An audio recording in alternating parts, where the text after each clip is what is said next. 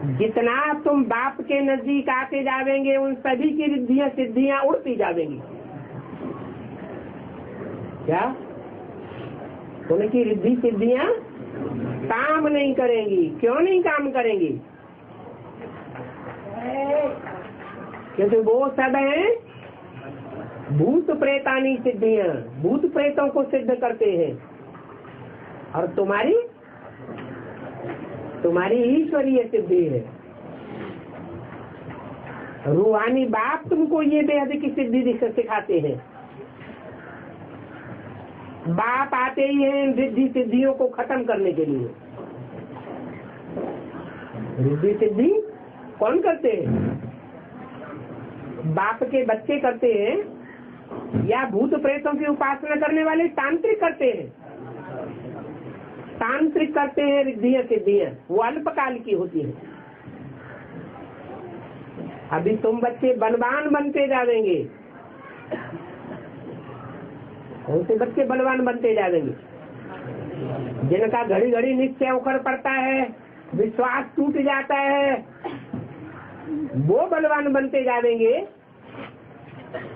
या जिनके लिए बोला है विश्वासम फलदायकम, जो जितना ही अकल निश्चय बुद्धि होंगे उतना ही जल्दी से जल्दी बलवान बनते जाएंगे।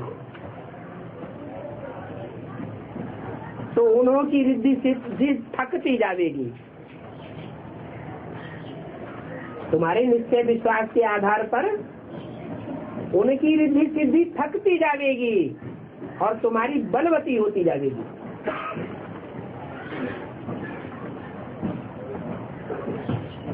उनकी भी तो माया है।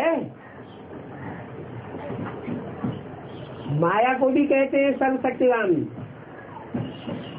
और बाप को भी कहते हैं सर्वशक्तिवान। ये सभी रिद्धि सिद्धि भक्ति मार्ग के हैं।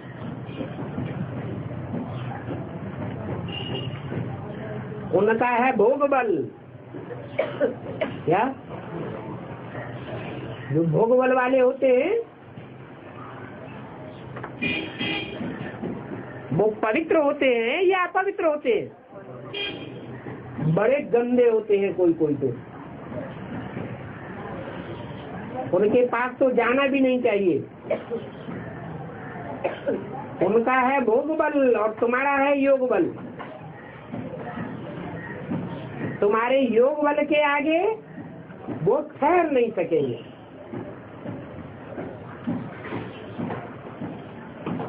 तुम्हारा बल बढ़ता जाएगा तो उनका मायावी बल खत्म हो जाएगा। इस समय माया रिद्धि सिद्धि आदि का अच्छा बल दिखाई दे रहा है। क्या? दुनिया में तो छोड़ो, ब्राह्मणों की दुनिया में जो अपन को ब्राह्मण कहते हैं वो तथाकथित ब्राह्मणों में कौन सा बल बढ़ रहा है? रिद्धि सिद्धि का बल बढ़ रहा है। वो बेचारे भगवान बाप को नहीं जानते तो रिद्धि सिद्धि वालों का उन्होंने सहारा ले लिया। और तुम तो बाप को जानते हो। उनको कहा जाता है रावण राज्य। इस दुनिया में भले मनुष्यों के पास करोड़ों पदमों हैं, परंतु तुम बच्चे तो जानते हो कि ये बाकी कितना समय चलेगा। क्या? करोड़ और पदम ये ख्यालात होता है। विलायत वालों का क्या होगा? है? विलायत वालों का क्या होगा? सागर में डूब जाएंगे, जल जाएगा। उस सागर में डूबा हुआ और एटम बमों की आग में जला हुआ, तुम्हारे हाथ में तो कोई भी चीज नहीं आवेगी। क्या?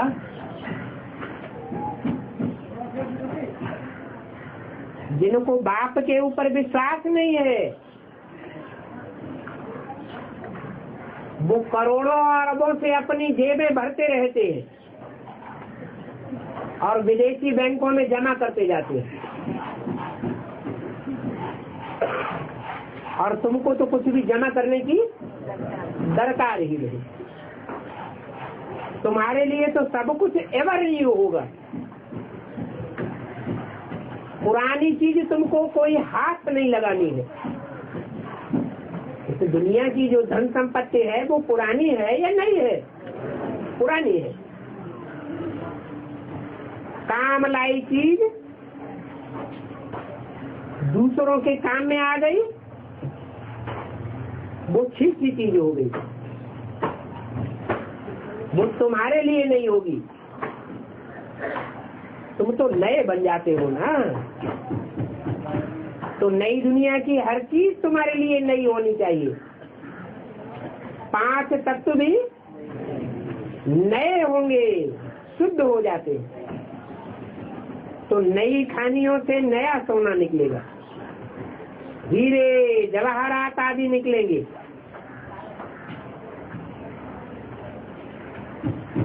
आज से 2500 साल पहले भी अर्ध विनाश हुआ था। जो भी नई दुनिया के हीरे जवाहरात थे वो कहाँ चले गए? उस अर्ध विनाश में सब गर्त में समा गए। अभी फिर संपूर्ण डावाडोल होगा, वो सब बाहर आ जाएगा।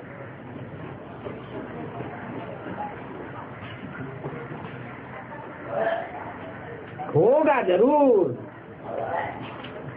तो अंदर में तुमको खुशी रहती है। ऐसे ऐसे अपने टाइम पर सफलता होती रहेगी। ये ख्यालात उनके पास आते रहेंगे तो अच्छी सर्विस करते रहेंगे। बाकी अपने घर जाकर के फिर आवेंगे पार्ट बजाने, और ये आना जाना तो तुम्हारा हर 5000 सालों के बाद होता ही रहता है। एक शरीर छोड़ करके जाना कोई बड़ी बात नहीं है। अभी संपूर्ण तो कोई बना ही नहीं है, कुछ न कुछ सहन करना पड़ता है। सहन क्यों करना पड़ता है? सहन करने का कारण क्या बताया? अभी संपूर्ण नहीं बने हैं तो सहन करना पड़े। अभी ये ज्ञान मिलता है आत्माओं को, और ज्ञान के संस्कार आत्मा ले जाती है। वो संस्कार वाली आत्मा बड़े घर में गई, समझ सकते हैं अच्छे घर में जाकर के जन्म लिया होगा। आत्मा में ज्ञान होगा, परंतु आर्गन से छोटा होने के कारण बोल नहीं सके। बड़े होंगे तो संस्कार इमर्ज हो जाएंगे। वो बच्चे भी सतो प्रधान सतो गुणी होंगे, सर्व से वो लोग ऊंच पद पाने वाले होंगे। उनके जरूर ऐसे ऐसे विचार चलते होंगे, सभी के तो नहीं चलेंगे। उन बुद्धि कहाँ न कहाँ भटकती रहती है, ना आंतरिक इतना खुशी में रहेंगे। खुशी में तो वो रहेंगे जो निश्चय बुद्धि होंगे और सर्विस करते रहेंगे। नंबरवार पुरुषार्थ संसार सेंटर भी संभाल रहे हैं, तो उनको ऐसी ऐसी ख्यालात आनी चाहिए। इनको भी ये ख्यालात आती है, तो बच्चों को भी ख्यालात आते होंगे। अमरपुरी के ख्यालात में रहते होंगे, वो इस दुनिया के ख्यालात में जागती नहीं रहेंगे। ये अपनी अवस्था का अनुभव सुनाना चाहिए। ये बाबा अनुभव सुनाते हैं ना, ऐसे ऐसे हमको विचार आते हैं। डॉक्टर को तो ख्यालात तो होता होगा वो ना, सोचेंगे हम यह करेंगे, ऐसे करेंगे, फिर हमको ये आमदनी होगी। चिंता की तरफ बुद्धि हो जाएगा। तुम बच्चों को तो भविष्य नई दुनिया की ही खुशी है, यहाँ के मनुष्यों को बाहर की खुशी रहती है, और तुम बच्चों को तो आंतरिक खुशी है, अलौकिक दिव्य खुशी है। और कोई मनुष्यों की ये खुशी नहीं होगी, और कोई तुम्हारे इस खुशी को जानते ही नहीं है। तुम ब्राह्मणों की नंबरवार पुरुषार्थ अनुसार जानते हैं, तो अपनी नब्ज देखनी है, हमको किस प्रकार की खुशी है, वहाँ की खुशी है या यहाँ की खुशी है। यहाँ की खुशी है अल्पकाल की खुशी, और वहाँ की खुशी होगी सदा काल की, 21 जन्मों के लिए खुशी मिल जाती है। तुम मुसाफिरी कर रहे हो, कोई मुसाफिरी जल्दी पूरी करते हैं, कोई देरी से चलते हैं, उसको अथा खुशी रहनी चाहिए। इस स्कॉलरशिप लेने वाले की दिल भरी हुई रहती है, बेहद की खुशी का नशा सिर्फ तुम ब्राह्मण बच्चों को होता है, वो भी नंबरवार प्रसाद होता है।